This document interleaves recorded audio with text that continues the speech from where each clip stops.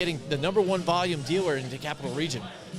Just go down there, check it out on Freedman's Bridge Road. You talk to our the general manager, Greg Johnson, out there. He'll take care of you. The sales consultants out there, too, are always out there to help you out, too. Yes. And they have big news. Scott Moynihan's back there, too, Joe. Can you believe that? Scott Moynihan, 30 years plus experience here. There we go. Coming back to Mohawk Honda. Stop in and say, hey, welcome back, Scott. Good to see you, buddy. Did he happen to do like a Tom Brady, like kind of like farewell, and then said, "Oh, Perhaps. I'm back"? They got to do the, instead of the man in the arena, it's like the man in the showroom. That's right. You know, right? How about that? That's right. Seasons change, but Mohawk Honda, it stays the same. Where they go out of their way to please you, they treat you like family. Mohawk Honda, Joe. All right. That's right. And so, yeah, the Indianapolis Colts starting off slow, but you know what? Again, you got Jonathan Taylor there. Use that to your advantage. And you guessed it before. You said it before the season. This defense is going to look a little different, and this is what we're kind of seeing with this team. But what they did were able to do, I think, against the Chiefs, again, drop those two deep safeties a little bit and trying to stop these guys, these speedy guys. You got McCall Hardman and stuff like that from underneath. Getting that, you don't have the threat of Tyreek Hill anymore. But again, this is what they're trying to play to what the Chiefs do, and you know they love the deep ball, Joe. They definitely do. That's what they got to try and do, and they try to play it to that. McCall Hardman was actually timed 0.2 faster than Tyreek Hill, if you can imagine that. But it's not because. See, Tyreek Hill has acceleration. He can get to his top-end speed in like 3 strides. Whereas McCall Hardman, he's got long speed. It takes him a little bit longer to get to that top-end speed. So it's not the same quite of receiver, but you still get that long speed where he could probably beat you over the top. And that's why teams are kind of like, keeping an eye on McCall Hardman, just to make sure that, that he's not going to kind of make that cap and beat that defense. So, the thing is I feel like a lot of those teams that are going to end up facing the Chiefs, they got to pay attention to the teams that have already played them. And we know that they're going to study film and all that, but the thing is you got to really kind of pull out what works and what doesn't work against that team. Because, there's no Tyreek Hill, but they still have Travis Kelce. They have McCall Hardman to try to stretch you. They have JJ, what was his name? I forgot. But, he's like a possession receiver, formerly from the Steelers, Smith-Schuster. Juju Smith-Schuster. Yeah. They have him as a possession receiver. They got some decent talent still that they're going to utilize. So, still a decent team, still a team to beat. And, let's wait and see what other opponents do against them, because it is a new thing. Because without Tyreek Hill, it does change the plane of that offense. Let's just see what other defenses have in store for them. Absolutely. We've got a couple of people in the house. Cody Raptor's in the house with us tonight. What's going on, Cody? All right. He's here hanging out with us. He's saying hi. And we also has Godzilla Media in the house with us tonight. He says you guys look so attractive in person. There you go. Hashtag know-it-all. There you go. Hashtag know-it-all to everybody out there. Yeah, everybody that came out to see us, we want to thank you guys out there. We see a couple of you guys at the bar, too, as well. Definitely. Again, we are going live here tonight from Restaurant 605 on 605 New Scotland Avenue. That's right. And you know what? What's great is there's St. Peter's Hospital right across from us. So if you do eat too much and you love the food so much and you want more, just go across the street, get your stomach pumped, come back, get some more, because it is delicious. It smells delicious. You can see it here, and I can't wait to dive into that. Yeah, great By the way, specials here, $4 specials. Miller drafts. Miller drafts. That's right. So $4 Miller drafts. If you guys are in the local area, come on down here too. They have the 605 boneless bites and the Bavarian pretzel with the Guinness beer cheese, Joe. I'm ready to hit that up in a little bit. Definitely. So we're excited about that. But great atmosphere, great place. It's starting to fill up now as we get closer to the game. Yeah. You're starting to notice that some chairs are getting filled up right now. The bar is almost stock full. So if you're around the area, if you got nothing to do, if you want to come check out some Monday Night Football, come on down, check us out, say hi. And we're also doing a jersey giveaway. So come on down, show us that you subscribe to us on YouTube, and then we'll you can sign in and drop your name in the box. Absolutely. Guy over here is dropping his name in the box. That's right. We're giving away Saquon Barkley jersey. All you guys have to do is fill out your name and subscribe to our channel, and then you're in there. Paul Batty's in the house with us tonight, Joe. Ah, there he is. What's up, Paul? Oh, what's up from Playa Linda Beach, Florida? That's right. Wish you could be Hurricane here. party. That's right. You're surviving the hurricane with us, Paul. We love it. That's right. Awesome, man. Stay with us, buddy. Give us updates on the hurricane. Right. So I'm excited to see it.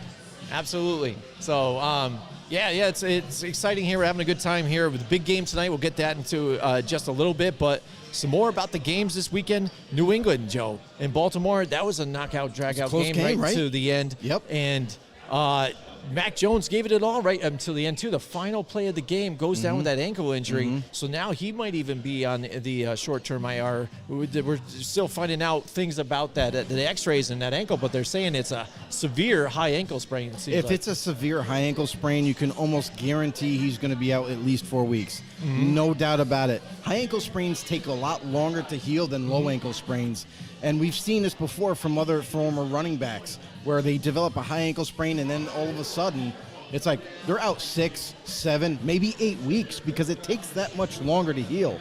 And there's nothing you can do surgery-wise for it. So it's got to just, go its course, and maybe, hopefully, Patriots fans are hoping that he's a quick healer. We know there's some pretty big phenomenons have happened in NFL history where, you got guys like Adrian Peterson, who tore his ACL and was back in just a few months, something kind of uncanny like that. So let's wait and see. Maybe he's a quick healer. Maybe he can get back a little sooner. But Patriot fans are definitely praying because they started to get momentum in this game. Yeah, they started to notice the Patriot team that we're used to and accustomed to seeing. Really good defense. You know what I mean? Offense, is going to keep you on your heels. So let's wait and see, what they can do going forward. And if Mac Jones, like expected, is going to be out for quite some time, what can they do to kind of curb that loss? Oh, yeah, well, you're going to see your fan, Brian Hoyer, here. Your big man, Brian Hoyer, might be coming in here for them. And if not, how's that going to happen? Is he still on the Patriots? Yeah, he's there. He is there. Wow. That would be probably their best option right now. It's like the guy that everyone forgot. You know what I mean? I'm surprised he's still even playing. Right, yeah. Who knows? Yeah, he's following along. He's with the Bill Belichick tree. He's like, I fit the system. This is what I'm doing. We're good. I don't make definitely waves. Staying here. Yeah, I make a good backup. That's what I'm doing. Yeah, absolutely. So, big news there. The Jets lose again to the Cincinnati Bengals. We covered that.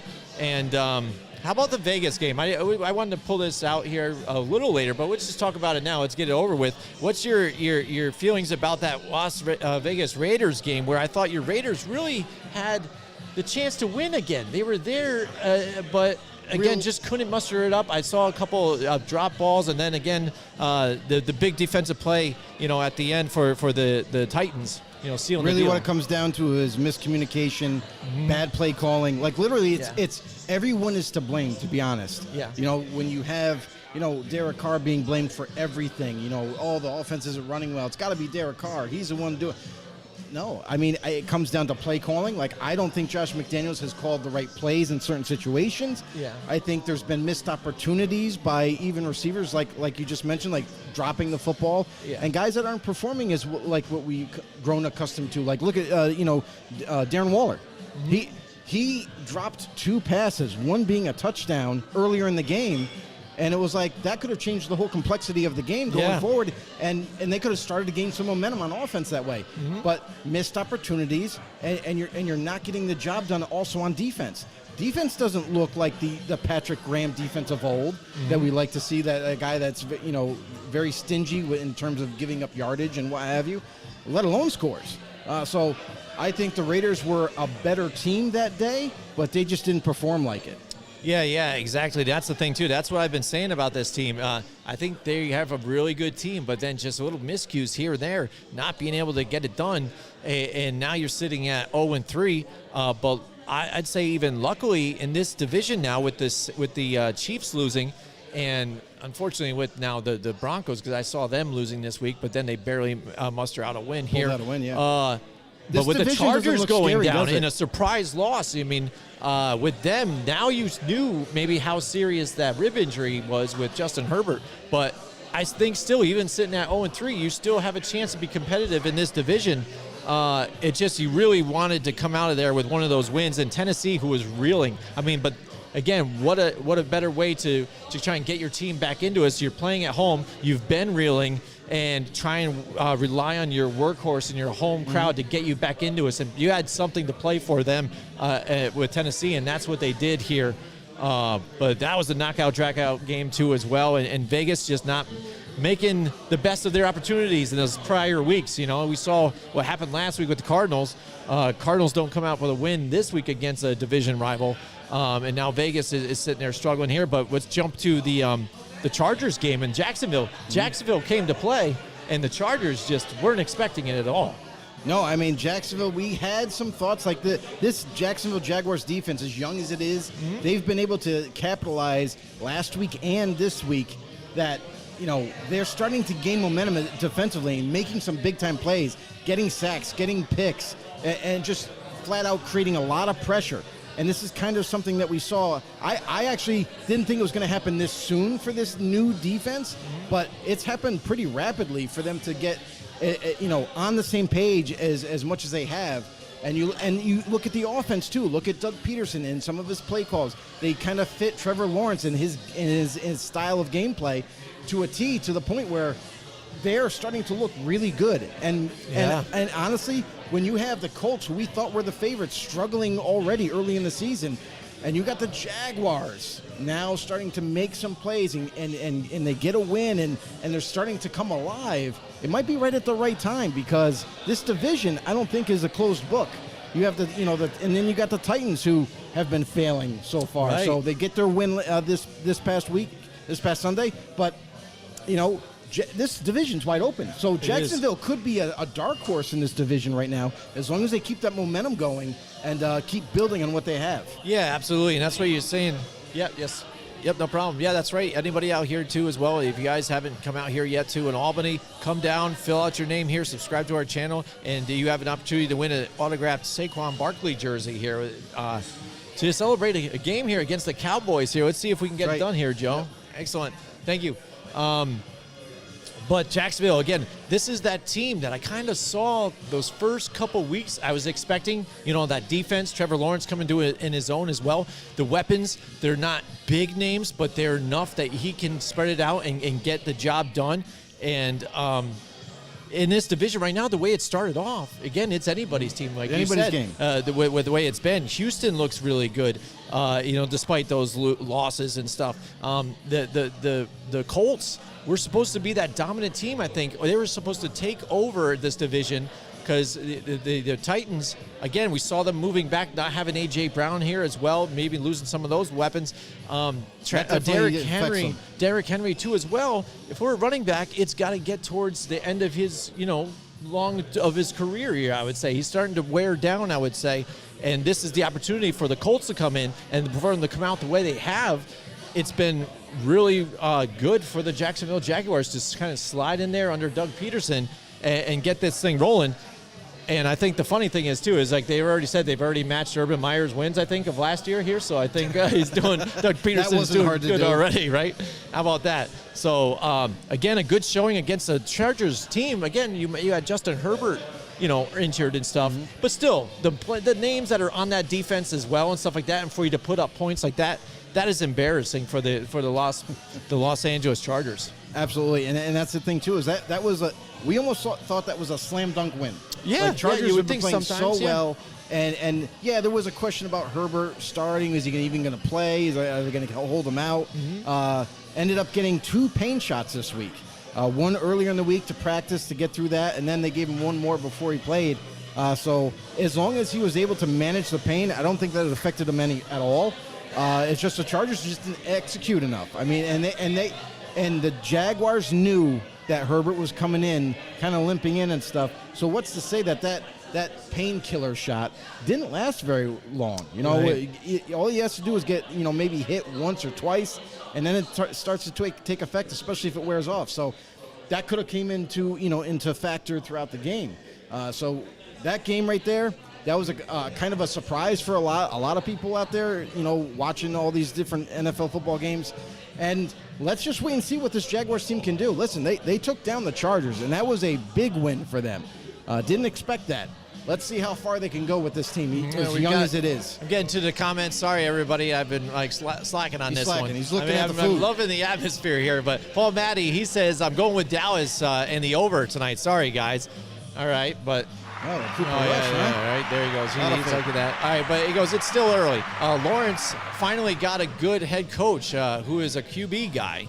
So he says that too as well. So about the Jaguars. And Godzilla Media says under the play tonight, he goes, Giants 21-17. Zeke does score 2 touchdowns, though.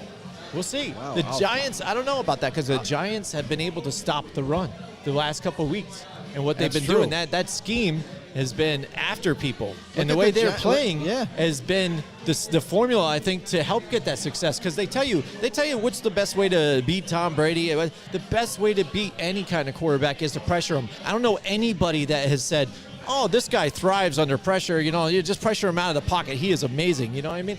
Not usually. That isn't usually a narrative that's painted about quarterbacks, especially when you're talking about pocket quarterbacks like a Tom Brady and things like that. So the Giants, when they're blitzing so much, Bill Belichick didn't like it as much either. So it's bothering people. So I don't know about the run though. Again, they've been able to stop 2 of the best rushers here in the NFL, like Christian McCaffrey and Derrick Henry. Yep. Zeke hasn't even been existent in the whole NFL in the last couple of years, though. No, it's been Tony Pollard. Tony Pollard's been kind of that spark that the Cowboys offense have needed, And I definitely think that he should get the ball even more than Zeke. That you might see some explosion on that offense. I know it's Cooper Rush quarterbacking, but if you kind of can mix up those 2 backs. Allow Tony Pollard to get the ball in the open, kind of mix in handing the ball off to him between the tackles. I think that's going to do, extremely well for them. I was really surprised on Cooper Rush's success last week. I think it's going to be a little bit different story this week. You're going to face a lot tougher of a defense. So far, they've been a surprise. I mean, they've really kind of answered the call and stopping big time running backs and kind of holding opponents to a low score. So if they can do the same thing, just like you mentioned, like they already faced guys like Derrick Henry and CMC, what's not to say that they can easily stop Zeke and Tony Pollard? Mm-hmm. So I think that's going to be the decision of the whole game. I think that's really going to be what it comes down to, is can the Giants continue their success on defense, stop or slow down this Cowboys running game, and put all the pressure on Cooper Rush? Because let's just say what it is. He is a backup for a reason. Mm-hmm. And if you put all the pressure on Cooper Rush and the Giants get a lot, in that way get more attempts on offense to score points, it's going to put so much pressure on the Cowboys that they might not be able to come back from it. Yeah, absolutely. We'll talk about that in a little bit, too. But big game tonight. Again, divisional rivals. Somebody's got to come out of this with a win and compete with the Philadelphia Eagles, Joe. Now, how about the Philadelphia Eagles this past weekend? Really put a showing out there. And the question's got to be out there. Are they the best team in the NFL right now? Yes. There you go. I mean, honestly, they're the one team that had hype coming into the season. That, they added James Bradbury. Oh, man, they still got Darius Slay, too. You got 2 corners, shutdown corners. They were building that defense up. And then offensively, the big question was Jalen Hurts. Is he going to be able to get it done? Is he going to take that next step, forward and kind of take this team on his shoulders? And it looks like, man, they are scoring points at will. Their defense is really starting to come on. And I don't know. I mean, I say yes, like best team in the league, but no, I don't think there's any best team in the league just yet. Maybe best in the division? Yes, absolutely, because they're the ones that have been showing the most out of everybody. So until we start to see some, until they start to stumble, until they start to face some adversity, let's really see what this team is all about. It's still early in the season to kind of crown them as the best team this far. Right. And then when you look at them too, they're coming into that team that we thought they could be. After draft night, we're looking at the Eagles in a whole different light with the trades that they made, picks that they grabbed, and settling in there. So now you're not worrying or trying to rely on even a Jalen Reagor to be your guy anymore and things like they did in the past. You know what I'm saying? They've got Devonta Smith, and now they've got A.J. Brown. Excellent. Thank you. Good luck. So you've got those guys there. You've got the weapons. Excellent. Thank you. And now they're moving it. Week 1, we saw a little bit of it, and they're like, oh, where's that defense, though? These guys melded together, that you saw together. Mm-hmm. Where's that defense? That offense was just getting together. They did enough to get that win, and now week 2, then week 3, they're churning, Joe. You're getting it together. You're seeing these guys work together as a team and seeing how dangerous they can be. But how bad is Washington, though? See, this is the thing that really gets you, because when you're looking at teams like this, like the Buffalo Bills, you could just easily just to say they're the best team in the NFL too as well, with the way they put a pounding on some of these teams in the last couple of weeks. They happen to go into Miami in the 100-degree weather and with some injuries already and meet a team that was ready to play. Same thing can be said here for the Philadelphia Eagles. They've got the talent. They've got it working together. Looks like Jalen Hurts is a guy. Anybody that had any questions before, I'm like, are you watching what you're seeing now? You're seeing him grow. You're seeing him when he's got weapons. He is a weapon himself, too, with his legs to get out of the pocket and make some plays, too. People forget about that. And he's being a little more involved in the offense, too, as a play caller. But the Washington Commanders, again, Joe, people I think were surprised by week one a little bit. We're just like, here, look at Carson Wentz. Look at them. We were all wrong. Here we go. We're back to Carson Wentz again, and this is what you're seeing here. This team is kind of weird. They have like a retool year every other year, and it seems like they have something. Like every year. But then they can't get it going all the way, and they're kind of falling back again. We saw it when they had that defense looked really good 2 years ago. Past year, thought maybe they can pick up the ball from where they left off. Had some injuries. Chase Young out, through the season. Yeah.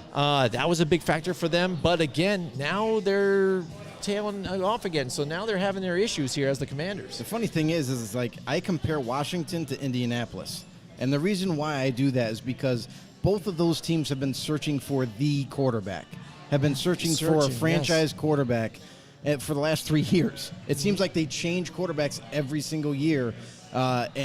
Since Frank Reich has been there in Indy, they've changed the quarterback every season. And then you look at the Washington, and they've been always changing the quarterback, trying to figure it out, whether it be Taylor Heineke or let's bring in someone else, and now they bring in Carson Wentz. They had Ryan Fitzpatrick, and that was the hope that Ryan Fitzpatrick, before Taylor took over, that it was going to be Ryan Fitzpatrick's team, and let's wait and see. Now he's going to be deemed the starter, and throughout the season, no, we didn't get that far. We didn't even get to week 1, and Ryan was out for the year. So and now you're seeing Carson Wentz being traded from the Colts to bring him to Washington, and let's see, yet again, another chapter on trying to find that next quarterback. So both those teams have still kind of stumbled a little bit in terms of finding that answer at that position, but you got to wonder, like, really when it comes down to is, you're getting these veteran quarterbacks and you're bringing them in, and it seems like it's going to be it's like a broken record, right?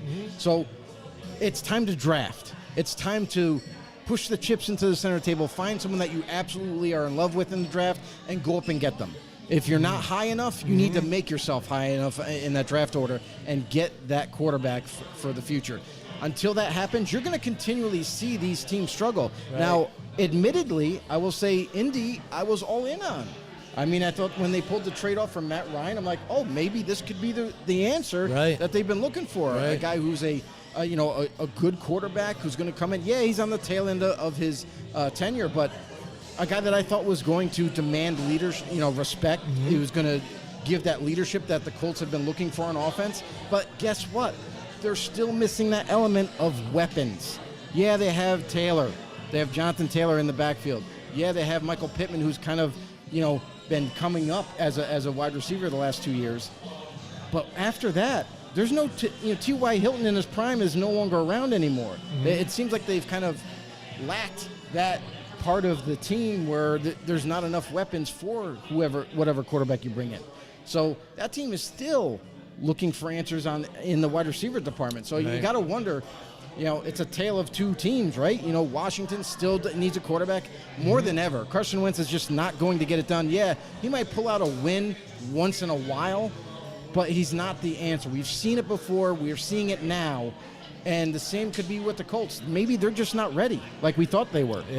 Yeah, absolutely, and that's where they are. They're stuck with that, and that's the big question for a lot of teams out there, always searching for that franchise quarterback. The New York Giants, they're doing that the same thing, and we're going to find out tonight what they really have in Daniel Jones against that defensive pressure that front line that the Cowboys have. But Joe, talk about franchise quarterbacks too as well. We got to see last night Green Bay and Tampa Bay go at it again. They tried to tape it as the game of the goats or whatever and all this other stuff, and they put the numbers together too with Aaron Rodgers and Tom Brady, and you see the difference. And Tom Brady's like, he's got all these touchdowns, he's got all the yardage, and but Aaron Rodgers has the QBR or whatever. Like, all right, you also got to look at it too as how much longer that Tom Brady has also played, and again the division that he played in as well. Again, and I give him his due and stuff, but now you're seeing what happens when you don't have a healthy offensive line. When you lose some of your weapons, you don't have the weapons that you're used to being around there. You have a defense right now. Well, he's hearing what people are saying in the headlines and all that stuff as well. He tells you that it doesn't bother you and stuff, but that stuff weighs on you, dude. When you're thinking about that, trying to get the game plan together and get out there and get all your guys together and come out there with a win, it's tough because you know what? People also, you saw the fight last week, before with Mike Evans got involved, stuff like that. Yep. You can't tell me what might have been said in that whole, interaction there, but I'm sure some of the personal stuff might have been brought up too as well. Yeah, I mean, it was funny because you see some turmoil going on with Tampa Bay, and you got to wonder, like you look at what happens when you get into those like little fits basically on the football field. You got some aggressive play by Marshawn Lattimore and Mike Evans. They've been going at it ever since they've been playing against each other.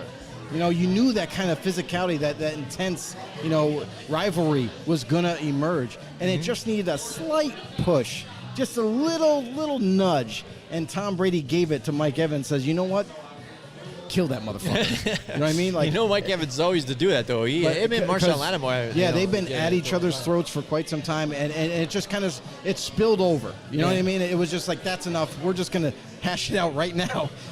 Suspensions, who cares? Fines, who cares? This is what's happening now. And then to go back to that Green Bay game, there was something that was really funny to me, and we talk about like media narratives and stuff a lot, right? Well, there was nothing more true about it than when they were showing the stat lines between the animated character of Aaron Rodgers versus the animated character of Tom Brady on the screen.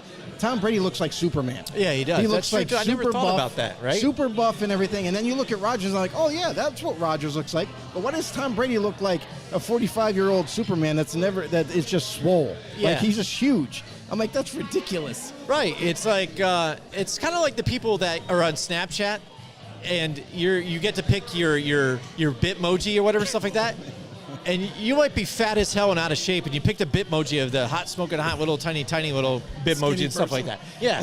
Come on, man. Stop lying to me. Come on. Just admit it. You are. Come on. Why are you doing that? But the Packers, even as much as that, it's like, there's a filter on his face too. Aaron Rodgers, he does look old, especially with the helmet on. It's different. He's just way different. Like, you look at his, even his physical, stature.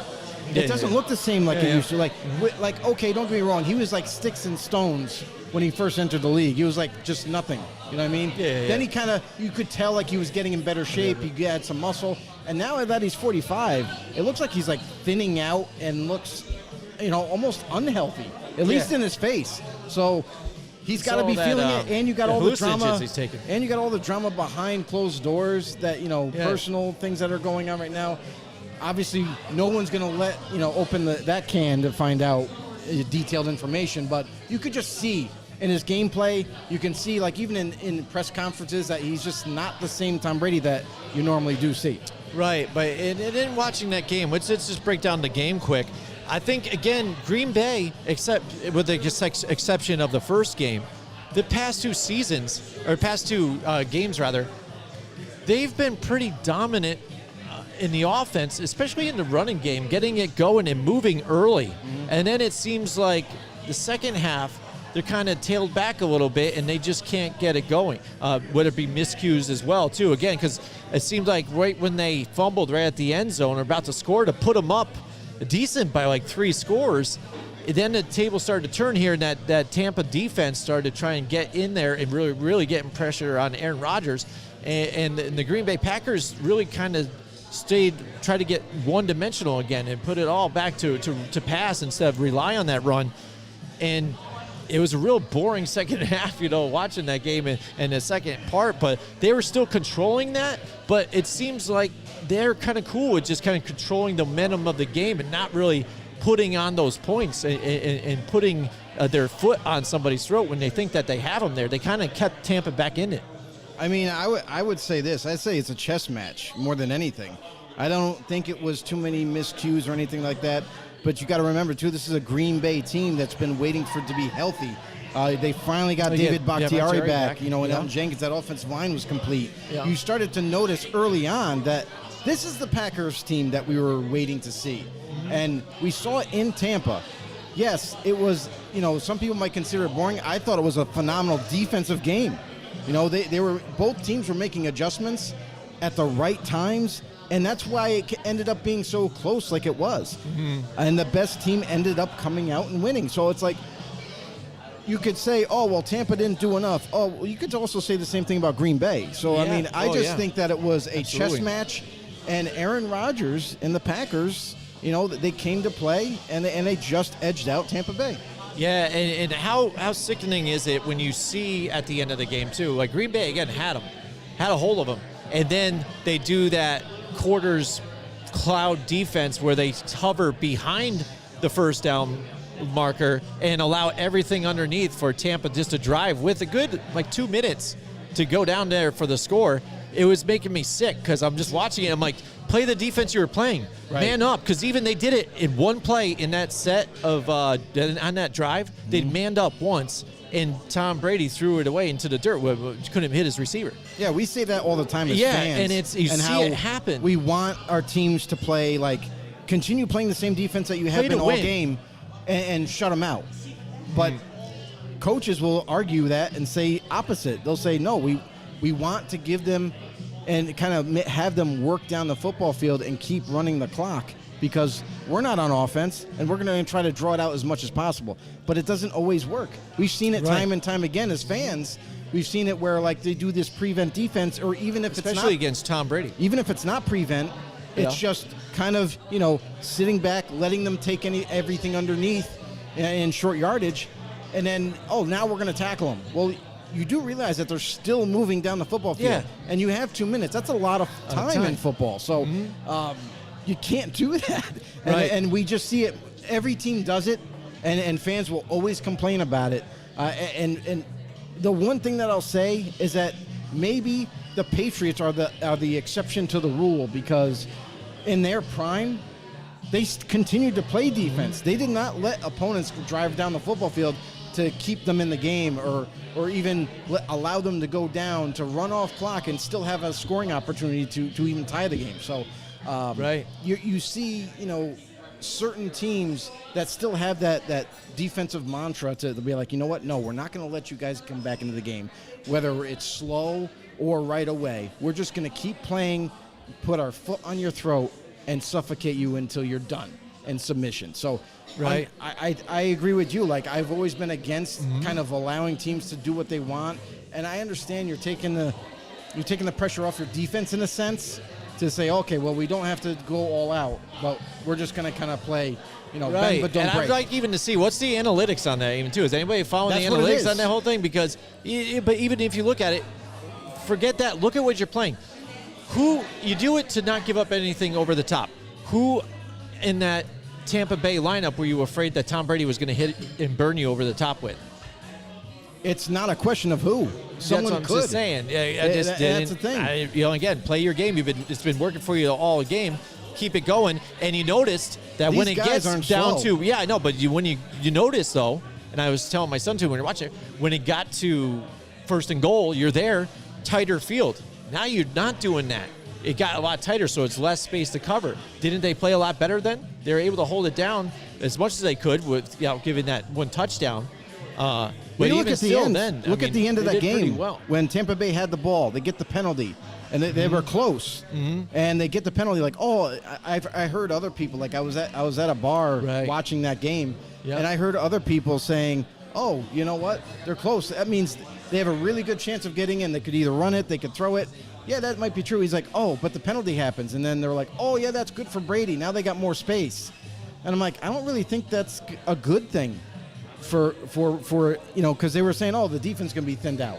They got more space to cover. But you know what? It's not that much space to the point where, a defense is so spread out and so strung out that they're going to miss these defensive zones, and it actually helped the Buccaneers the Packers defense, Right? Because the Tampa Bay offense had more space, but now instead of running a limited playbook on defense, now they could call kind of really any defensive playbook. And maybe they went back to a play that kind of gave Tampa Bay's offense fits because of that situation. And then you saw the outcome. They just didn't get it done. Brady ended up kind of like, in a sense, it looked like he threw the ball away, but I know he was trying to get it to someone. Just didn't end up, didn't execute, and that was it, the end of the game. Right, yeah, and they had the linebackers there in the position. Again, and even if he didn't jump and get that tip, again, it was well guarded there. And I don't know if it was Darnell Savage back there or not. Yeah. But again, totally had it covered. Tom Brady just sneaks away, and it just can't come up with a win there. Almost does it again. Magical, like they tried to say. But there you go. There's that game. Before, let's just cover the last game here, and then we'll get to telling you guys about our friends here at Colorize and PPK, too, in a little bit. But Denver, that game, we finally got to see maybe the Russell Wilson that Denver had really hoped that they were going to have when they paid him that money. They traded all that stuff away to get him there in Denver.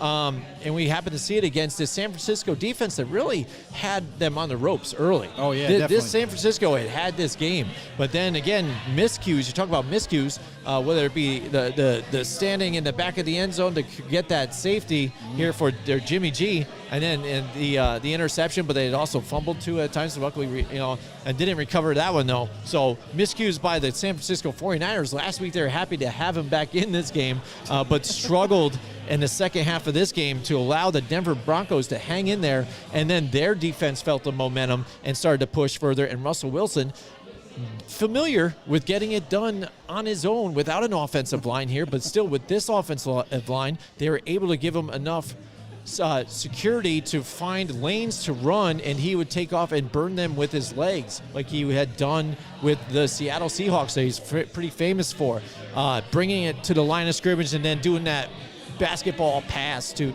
the receiver. Stuff that he's well known for to help extend the play and get it done and move it down, because some of his receivers weren't helping him out either. There's a lot of drop balls out there for the Denver Broncos, Joe. No, and this is why, we saw this Denver Broncos team as we weren't jumping on with the hype and we weren't saying, because they got Russell Wilson, they're going to be such an impactful team that they are going to take over this division. Didn't buy it. There was too much change. You look at Nathaniel Hackett right now as the head coach. Right. He looks like a little out of sorts. He does not look prepared. He does not look like he's the right guy for this team. Yeah. And I have to say, offensive play calling as well. He's another coach that's struggling with that. And what's really funny is you start to see now the Broncos bring in a advisor for offense. Mm-hmm. That's panic button. That's like, I'm not really sure what's happening. I need help. You know what I mean? So you got to wonder with Denver and where they're going to head offensively, because not only has Russell Wilson has struggled since he's gotten to Denver with a new offense and these new players, but these players aren't all making the plays that are needed. Mm-hmm. Jerry Jeudy's had his fair share of drops so far in this season. Cortland Sutton has kind of been the safety blanket for Russell Wilson a lot of times. Mm-hmm. And it's like, he has been. Beyond Sutton, there's nobody to call upon to be that extra, playmaker for them. Yeah. So, I mean, it's almost like they're relying on the running game. If they can get their running game going, then they're cool. But when it comes to performing it and making offensive pass plays happen, they struggle in that area. So, the Broncos, I can't believe. One, I really can't believe that the Niners lost to them. Yeah. Because it seemed early on that they were just dominating Denver. Mm-hmm. And for the tables to turn really quickly and for the Broncos to keep that a close game, that was the worst thing that could happen for San Fran. Mm-hmm. Because when you allow a team that honestly does not have as good of a roster as you, and that you should be outplaying them, and you kind of let them hang around. Right. That's usually not a good thing to do, and you usually lose by that. So we saw that in that game. Yeah, and then even how it ended right there with that big run, break it out, and then all of a sudden not good ball security gets punched out, turned over, and just ended it for them. After it looked like it was going to be a big play for them, a big conversion to keep the ball going, just enough to try and get Robbie Gould down there to get the game-winning field goal as well. Definitely. I mean, that's the thing is that was a very confusing game for me. I don't know how it ended up like that. All right, absolutely. We got Billy Blake in the house with us tonight, What's Joe. going on, Billy? Billy's Welcome to the joining show. us from YouTube. He Nice. says, better record this year will hurt the Giants. Daniel Jones still hasn't taken the leap to show he's a franchise quarterback despite 2-0 record. So it's kind of funny. It's like better record hurts them in how, though? I mean, they don't even. He's probably just saying you draft think pick. down the line if they He's saying draft pick. draft Yeah, pick. exactly. Yeah, because. But who knows? I mean, there's a lot of season left over. Again, we don't know how teams are going to end up playing down the stretch. We're still trying to feel out teams, I think, Joe. Absolutely. The way this season has been crazy. I'm still not exactly sold on a bunch of different teams. There's a lot of Jekyll and Hyde going on here. And the fact that we're staring here at week 3 and the Giants potentially could be 3-0 and the Eagles can be are 3-0, you know what I mean? The Dolphins are undefeated too as well. It's almost like that thing that we say here, Doge, that we like to have fun with here. Yeah, right. Like, people aren't ready for this. Absolutely. They're not ready for this in the NFL. Right, and we talked about it earlier in the show. Like, it's a roller coaster right now. There's no clear-cut teams anymore where we could kind of pinpoint and just say, hey, you know what? That team, and that team is going to be really good. Yeah. You know, now it's just like, it's kind of like a roller coaster. Every week, there's something different that is shocking us. A team or even like the style of play is changing. Like, it's almost like kind of like transitioning into a new era altogether. Mm-hmm. We're seeing teams that shouldn't be winning, and teams that we thought were going to win a lot more games are losing. So very confusing so far this early into the NFL football season. And yeah, we're only getting through week 3 right now, but there's still plenty of time for those teams that are struggling to kind of curb that and execute and get better.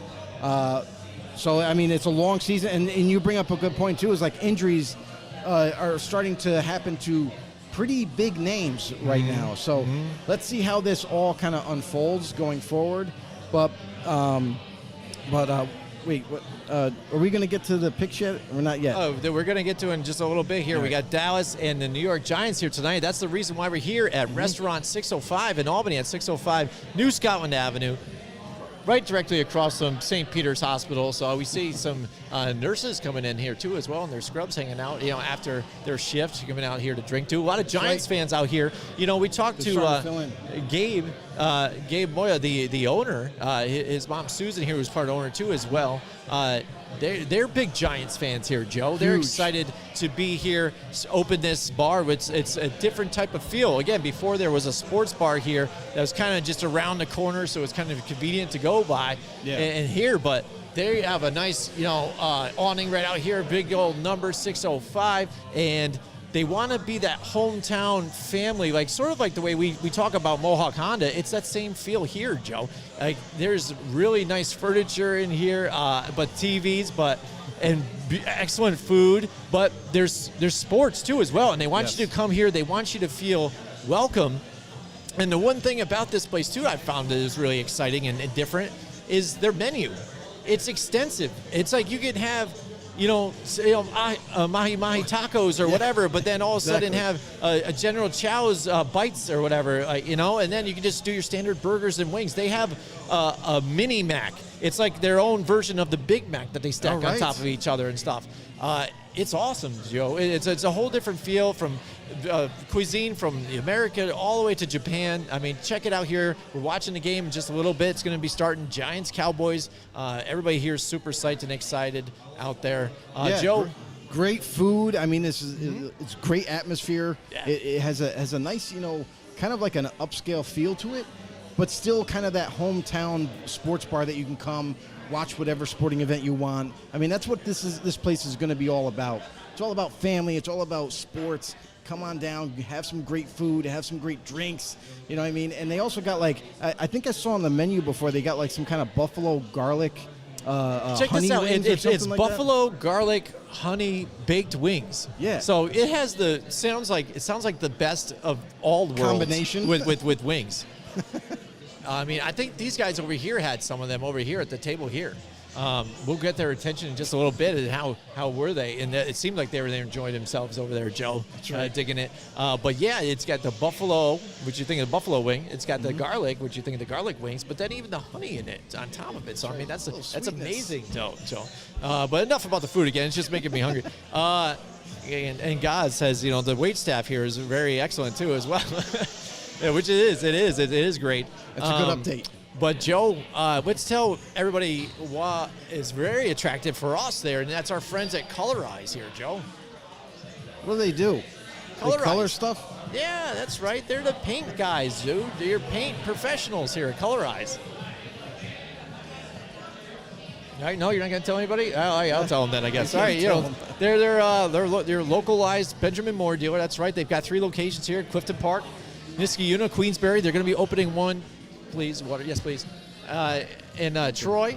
But yes, they are not only being their Benjamin Moore dealer, they also, as an independent dealer, are able to have access to almost everything out there finish related. So Benjamin Moore, Sherwin-Williams, everything. You have a color you want, they just match to it. They'll do it. Their paint professionals take care of it. Take it, make your job easier for you. Whether you're the paint professional or you're do-it-yourselfer out there, need something done at your home, just give it to them. Stop in at any one of their locations or check them out at mycolorize.com. Colorize, the right paint, color, and advice from local professionals who care, Joe. And also, real quick, I want to tell you about people that care, too, as well. A reason why this place, I think, looks very amazing, too, as well, is because our friends at Paul Perry Kitchens had done the woodwork in this place, Joe. They definitely have. Thank you so much. And it's amazing. And this place, again, I remember it was Andy's place. It wasn't so hot. This is a total switch over. It is like a makeover, absolutely complete. Yeah, renovation. And I mean, from the ironwork that they have here with the TVs and the woodwork, Paul Perry Kitchens, the granite tops as well. Yeah. Oh, thank you so much. And they really took care of this place, and it looks amazing. And what a great job by our sponsors there at Paul Perry Kitchens. And don't forget now, PPK. They are remodeling there too at 144 Freeman's Ridge Road. You can check them out. They've moved their location to the other sister location at 115 Freeman's Ridge Road. So if you need anything done kitchen related there, also they do glass repair as well, and closets, custom closets. Christmas is coming up, gents. Go out there, get a custom closet for your wife there. She's going to love that. Say, here, honey, walk right into this, baby. This is what I got you. So put a big ribbon on it and it'd be amazing. How would you pull that off? Like, how would you, you close her, you're secretly hiding. You're like, what are you doing back there? Nothing. Just make her mad. You have to I'm making my man cave right here. That's what I'm doing. I'm making my man cave. And she's like, oh, I hate you. And then you open the gutters or the doors or whatever. Like, bam, there it is, a big bow on it. It's your custom big closet right there, California closet. So there you go. Enough about our sponsors there, though. We definitely appreciate everything that they do. And this place is amazing. But, Joe, we're here for tonight's game. That's right. Dallas Cowboys and the New York Giants. What do you think about this one? Here, let's talk it up here. I mean, we kind of touched on it a little bit.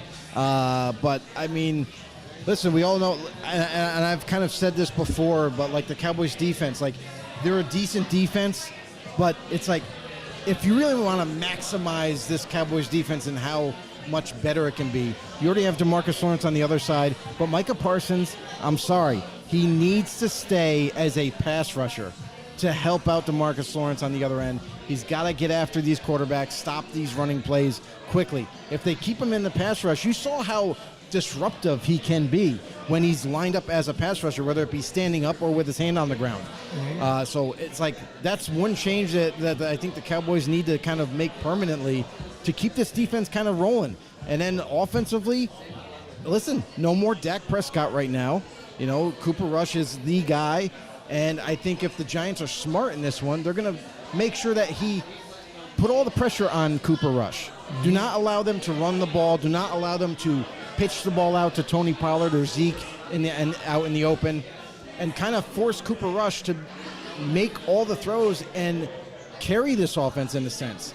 Now, for the Giants, I mean, they've been a pleasant surprise thus far. The Giants have been, scoring just enough points to get by teams, and the defense has been the headliner for the G-Men because they've been keeping opponents with low scores. And what does that do well for you is it allows your offense to have opportunities to get ahead in the game and maintain that lead. So The Giants, they've won a couple of really close ones. Let's see what they can do tonight. And this is, I think it has to favor the Giants right now because not only do they have great momentum with a new coaching staff, a new scheme, but, you know, I'm sorry, but Cooper Rush, I know they had some success last week, but I just don't think that it's going to be enough to get past the Giants. Yeah, I mean, and you will talk about a Giants team that's faced enough injuries too as well. I mean, coming into the season, we were looking at them, you know, in the training camps and stuff, and like, there goes another one, there goes another one. They don't even have a start. They don't even have a tight end right now. You know, it's like you're looking at what they had, and you're like, we are just looking to try and look like maybe we're competing. You know what I mean? Mm-hmm. And went into this season with no expectations whatsoever. Real Giants fans. And if you know the team and you follow it and you're looking at this.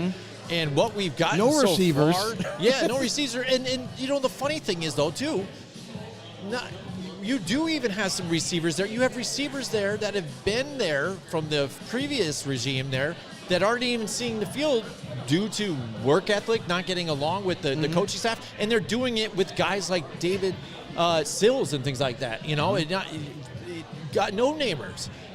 If you take a look at the inactives, the NFL put out the inactive list. Kadarius Toney and Wan'Dale Moore still inactive for this game. Leonard Williams, Aaron Robinson, we already know, but Justin Lane, the other guys we don't really know about or care, but Kadarius Toney and Leonard Williams not being there, that's some big factors, but they've been doing it without Kadarius basically because he's been getting only like two plays a week. But one thing I haven't seen on there, one guy is Kayvon Thibodeau. And that could be nice. If he's in here into this game playing, that gives the Giants defense another highlight for them, their own pass rusher potentially. We haven't got a chance to really see what this kid can do. He's starting his first game here in the season. We're looking to get somebody that's really similar to, like, Micah Hyde, somebody that can create that pressure, get that defense going, even elevated on what they've been doing, Joe, with the blitzing that they've been doing. We talked about the Green Bay Packers and how they went lax before in the final 2 minutes of the game, giving everything underneath. Giants have been living and dying by the blitz, manning up. Even if they do give up a penalty here and there for Titans stopping a guy, well, at least you even stop them there, get called for defensive holding. It's a 5-yard penalty, and they could keep the game going here. Something's happening here, Joe. Yeah, it's intense, and the game hasn't even started. Is it Aaron Judge up at the bat here to try to get a home run? Is that what we're trying to face here? That's the thing, though, is that, listen, if you're looking for a good sports sports is it bar Aaron to Judge come trying to hit? Yeah, 61. Did he get it? No. Okay. Yeah, I didn't get it. We're getting updates right now. Listen, we got some more people kind of filing in here, kind of filling this place out. Listen, if you're not doing anything right now and you're in the Albany area, come on down to 605 New Scotland Avenue. It's about to erupt. If he gets it, it's going to go where crazy. we are live on location, and we're also doing a jersey giveaway. That's right. We have none other than Saquon Barkley autographed jersey up for grabs. Make sure you come in. Make sure you hit the subscribe button. Show us proof that you subscribe to our channel, and go ahead and enter your name into the box. 87. Is that a Howard Cross jersey? But come on down, enjoy some food, enjoy some great. This is going to be a great environment right now with Monday Night Football right around the corner, and that's what we're here for, to see the Cowboys and Giants. Come on down. Yep, everybody's watching this with bated breath here, just watching it, and they're going to watch them get walked, huh? Yeah. Isn't that funny? Yeah, everybody's just watching. But imagine if it happens here on live stream. We only have a little bit to go hear here still. A really loud about 10 roar minutes. of the crowd. Yeah, but we're going to roll out of here. But yeah, talk about the Giants. Look at the inactives. That's not going to affect them so much. Again, like I said, that they've been playing with that so far and playing really well. And under Brian Dable, you see a different feel. We saw it week 1, what they were able to do to the Tennessee Titans and stop them in Tennessee. Right. And then go against the Carolina Panthers and stop them there too as well. And just really put on that pressure. I mean, it was big for them. And playing with the momentum, saying, when they got down to score, I was thinking about it watching the game. I'm like, do they go for the 2? I can see it, but do we go for 1 and play it safe? Right. I would like to go for the win, but then do we just sit there and if we lose, do we say, hell, we went for it all, we lost, we gave it everything? I was kind of feeling that as well. I'm like, because we're not expected to win. Right. Again, the way we've been playing, the way the injuries are, you're not expected to win. So why don't throw it all out there? And they did. They were successful. And look what it did for the relationship between the coaches and, players. They seem like they're standing behind this guy. It's totally different from what Joe Judge was. Joe Judge was more, again, he would boss you around, and it seems like Brian Daboll will hold you accountable for when you aren't working as hard or making mistakes, like you've seen when he yells at Daniel Jones on the sidelines, and also the way he's reacted with Kenny Golladay as well, and Kadarius Toney not getting them out there. You see it, or even Darius Slayton for that matter. They're not being part of the offense at all. You're seeing a different team here that's playing with fire, and then that defense again with those guys with a lot of no-namers too as well. You think you remember they've lost James Bradbury. They did not have enough money to keep this guy in the roster. That is the only reason why he's not there. It's not like he was fading and didn't. They shed Blake Martinez is gone because you didn't have enough money to keep him. And I'm looking at that and I'm like, oh, there's another guy. That was a nice run stopper. He got injured last year, but he was one of those key guys, I thought, on the defense. And despite that, they're playing well. Blake Martinez. Martinez wasn't necessarily about money. Martinez was about his injury. And the Giants are not confident in him coming back 100% like he was prior to the injury. So, yeah, money played a part of it, but it was only because of his injury, and they're not satisfied on where he's at right to date even. So, yeah, they kind of let him go and let him walk. And you saw, he's already taken a couple other visits. He's been to Baltimore. He's been to Las Vegas, but no signing. So that also has to show the Giants, too, maybe they made the right decision. Maybe he's not as healthy, and he's still trying to get back, but maybe they made the right decision there. Yeah. I mean, who knows? But, I mean, again, like I said, having Kayvon Thibodeau, I'm really excited to see what we have here and if we can get that pass rush, because on the other side, you're looking at the Dallas Cowboys, which when you look at them right now, they're pretty similar to what we have going on right now. They have a great pass rusher, the defensive line, but their offensive line is terrible. They're injured too, and that whole left side is just demolished here. O-line. Right, exactly. And again, you're afraid of maybe that front line, and like I said, you're watching number 11. Everybody else, I'm not really that worried about. Even Leighton Vander Esch or even Diggs as well. He's an opportunistic guy to try and get some of those picks. So that's one thing Daniel Jones needs to do. I would say when you talk about key of the games, one, try and run the ball, establish the run, keep balance. You want them to fear that you're going to have a Saquon Barkley out there and pounding it. So then even you can mix in some Matt Breida too. Matt Breida I need him to get out there in the passing game too. He's been getting stuffed on some runs, but it seems like they just kind of toss him outside here and there and gets nothing out of him. I wanted to see him in the passing game. And Daniel Jones, the key, like I said, he has a thing with knowing the first read and staring down that read, knowing it's not there, second guessing. You could see the physical second guessing, and says, fuck it, I'm going to go there anyways. And then he does, and then, Diggs is going to be there for the interception, because he's just watching the quarterback's eyes the whole time. Well, Diggs, the reason why he has interceptions like he does is because he's a very aggressive corner. He will bait you, and then he will attempt to intercept it. But also that aggressiveness has led to giving up big plays and not being in the right spot all the time. So, yeah, Diggs is a good corner. He does make some big plays and turnovers. However, it also can hurt him as well. And then you bring up Kayvon Thibodeau for the Giants, first game this week. I wonder what they have in store for Kayvon Thibodeau, because honestly, it'll be his first game. Yeah. And is he going to be just out there full time, or are they going to kind of rotate him in certain only pass rush downs and that sort of thing? So that's something to monitor too, and just to see, he's still a rookie. He hasn't really been tested yet. Tonight is going to be the night where we get to see him out there and without reckless abandon. He's going to go after. It's good to have him there when you don't have Leonard Williams, but. Going back to the Dallas Cowboys side now, when you want to look at their inactives, obviously Dak Prescott's there, but Michael Gallup's still not playing in this game. Dalton Schultz, who has kind of been a dish-off guy for them, kind of developing that relationship. They don't not even as use much him. as a Jason Witten. They are trying to do it this year, but he's injured now. And so that's stifled that any kind of chemistry that they were trying to get with Dalton Schultz. But even in week one, like they weren't really using Dalton Schultz hardly at all. Mm-hmm. I think he only had like 2 catches or 3 catches at most, and they weren't even impactful ones. Yeah. They were just little short drop-offs. And even look at the way Jerry Jones has been handling this team out there vocally, and Dalton Schultz wanted to sit out on this whole thing. He wanted a new deal and stuff. Right. Look how this season now is affecting his gameplay this season and his effectiveness and being his ability to get another contract, not even here, but somewhere else. You know what I'm saying? Yeah.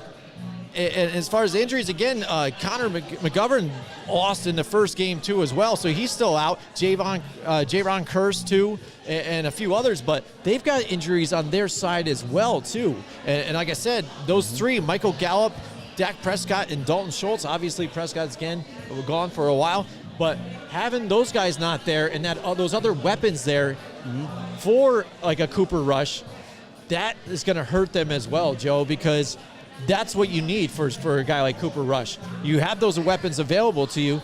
Kellen Moore is going to do whatever he can to try and alleviate the issues here offensively, but nobody is going to be afraid of Cooper Rush burning you. And they, luckily, again, last week, it wasn't like Cooper Rush went out and just flat out beat you and stuff. They were, again, opportunities happened. They were able to turn it into a late field goal to seal it with no time left over. Right. The Giants need to keep playing their game that they've been for the past 2 weeks. Stop the run, because you got to figure that's what maybe their next guy up. You paid Zeke to stay there. He's got to be your running back. Now let's run the ball. It's time now. You have no other weapons out there. Let's run the ball with him and Tony Pollard. Mix it up a little bit. A run and pass maybe with them. Get Cooper Rush some help there, so that way then they're not one-sided. Because once they stop the run, the Giants stop the run, then it is all out, and they're all up blitzing nonstop. And you tell people, again, the best way to stop Tom Brady and other quarterbacks is to go and get your hands on them and blitz them. This team loves to do that, and how is Cooper Rush going to handle that pressure with that left side of that offensive line too as well, just being diminished and things. So it could be a rough night for Cooper Rush. Yeah, I mean, that's the thing, too, is like the game plan for both teams is real simple. For the Giants, you want to shut down that running game, do not allow any kind of short yardage plays to develop, and keep the pressure on Cooper Rush. For the Cowboys, offensively especially, they're going to try to kind of alleviate that pressure, and they hope that they can run. That's going to be the biggest thing right there, because if the Giants can make the Cowboys one-dimensional and put all that pressure on Cooper Rush, the Cowboys offense might be in for a long, long game. And then on the other side, when you have the Giants on offense, I don't think you want to keep putting too much pressure on Daniel Jones, because we already know what Daniel Jones is at this point in his career. He's not going to get any better at this point. He is what he is, and you just want to kind of stay away and not put too much pressure on his shoulders. So you're going to see a lot of Saquon Barkley. You're going to see some play-action plays. When the Cowboys start to bring their linebackers down and try to stop the run, then that's the perfect time to throw in some play-action plays for Daniel Jones, where he can either run or throw the ball, and just kind of keep the teams kind of offset that way. And for the Cowboys on defense, I said it before, I'll say it again, and I'm going to keep saying it every week. Micah Parsons is an absolute disruptor. He's a beast. You need to put him and keep him as that pass rusher, standing up or his hand in the ground opposite to Marcus Lawrence. That's where the Cowboys defense, I feel like, excels, because now they're getting not only the pressure, but now that also leads to maybe a Trayvon Diggs to jump that route and get that turnover, or someone else to make a play on the football. So that is the tale of the tape, in a sense. Absolutely. For both teams and what they need to do to win these games, especially Monday night tonight. It's a big game for both teams, and let's see if the Giants can continue their success. Yeah, I mean, it's going to be super exciting.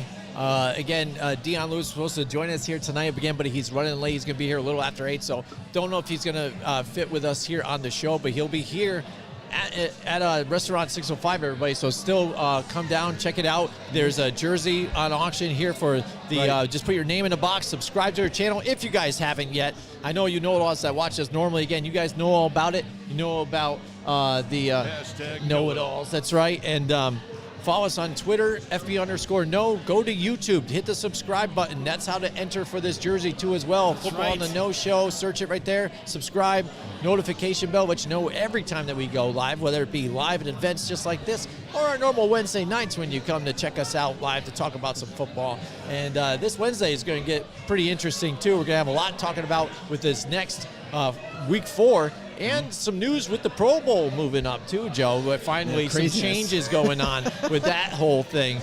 But we're here at Restaurant 605. Yeah, as you can tell, I keep getting louder as I'm talking because the noise is getting amped Game's up. getting closer. Everybody's getting excited. There's Micah Parsons right there. Yeah, at the doing screen. warm-ups. They're warming up. The game's about to get started in just a little bit. And we're about to do this drawing for the jersey. We are in a little while. At halftime we're going to do it. And the Aaron Judge still and the Yankees are playing, so people are here checking out the Yankees too as well. So if you are in the local area here in Albany, come on down to Restaurant 605. Hang out with the rest of us here. Even if you're not a Giants fan as well, dude, that's fine. There's a lot of Giants fans here too. Come hang out. Come hang out. Just watch some football and we'll chill. We'll hang out. We're a chill crowd here.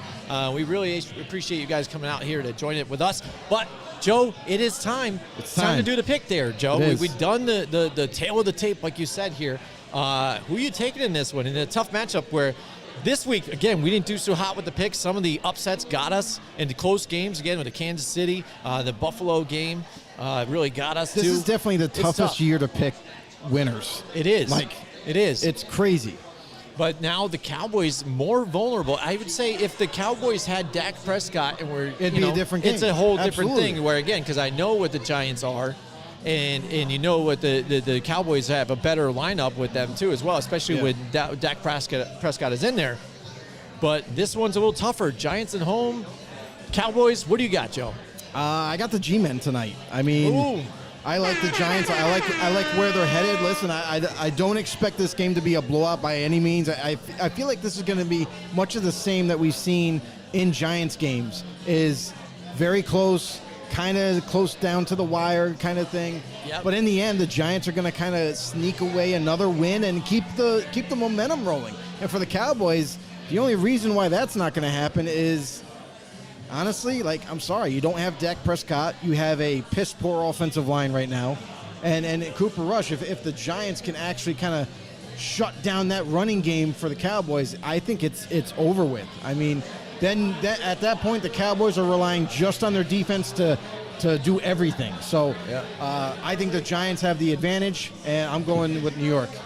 Yeah, nice. And again, Joe, you know how I've been playing it all season and how I do almost every year. I love the Giants, but I try to think rationally, and I can't pick them if I'm going for a competition to where I have to drink a whole gallon of liquor if I lose. I don't want to deal with that again, so I keep going with the Giants, and it's like it's my therapy. It's like I feel like if I pick against them and I win it, that I feel good because I won them, even though they lost. But if I pick them to lose, and they win, hey, I'm happy because they won. So I'm trying to find that happy medium where I'm still happy, I guess. So do you pick them to lose? I don't want to be sad ever. Hold on. So if you pick them to lose and they win, and you end up drinking because they keep winning. Wait, isn't that? Yeah, that's but you're almost trying kind to of stay away from alcohol. Drinking. Isn't that maybe what's the worst thing that can happen? Hey, and so I don't know. It's tough because maybe it's, if you look at it this though, is this bad luck though or not? So do I pick the Cowboys because they've been winning since I'm picking against them though too? So it's tough, but because they always tease me. Because, again, just once I buy in, then they let me down. But, again, injuries on both sides. They look really good. This is a whole new regime, maybe a whole new Giants. Screw it, Joe. I'm going with the Giants. Let's do it. High five. Let's go. Let's get it. Let's get it. Giants, hopefully we can get it here tonight. And let's go for a win, baby. Let's change things here.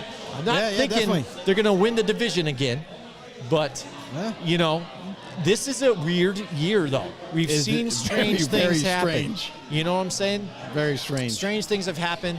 The two teams that were in the Super Bowl last year don't look at like anything like they did last year. So things are changing week to week. It's been up and down.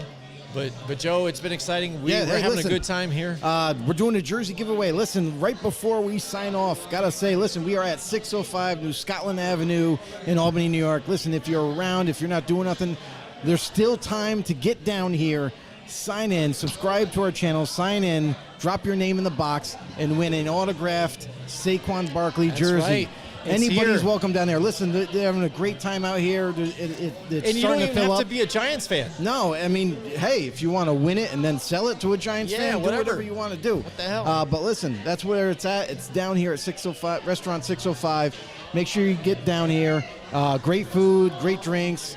They got Miller Lite specials right now, and the game is about to start. That's right, Miller Lite specials, $4 drafts. Get down here. Here it is, Restaurant 605. If you guys haven't seen it yet, Giants, Cowboys, we're here live. That's it for us tonight. I hope you guys really enjoyed the show and the talk. We really appreciate having people on there. We've got some new people on there. Billy Blake, shout out to you too as well. That's right. Maybe he's a new subscriber from our show here tonight. We're going to stick around and hang out again too. So if you guys want to come down and chill, we are hanging out here till halftime to give away this Saquon Barkley jersey. We're going to be eating some of that food. I'm ready to hit it up. I'm ready to and go watch now. A great game. Let's an chow down. NFC East traditional matchup between the Cowboys and the Giants. Joe, let's take him out of here. See you guys later. Thank you so much for joining us. Peace. Join us next week from 8 till 10 Wednesday nights for more football on the know with Jim and Joe.